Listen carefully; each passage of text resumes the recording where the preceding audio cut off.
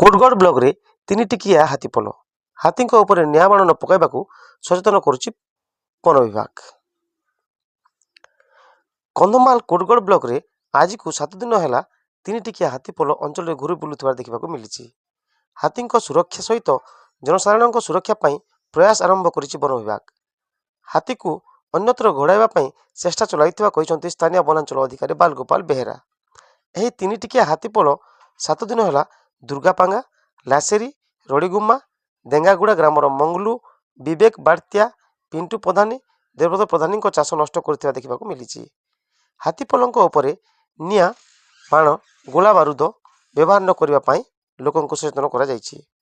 କୋଟଗଡ଼ ବନ ବିଭାଗ ହାତୀଙ୍କ ସୁରକ୍ଷା ସହ ଗ୍ରାମବାସୀଙ୍କ ସୁରକ୍ଷା ପାଇଁ ସମସ୍ତ ଲୋକଙ୍କୁ ସଚେତନ କରିବା ସହ ଜଗି ରହିଛନ୍ତି ବନ ବିଭାଗ।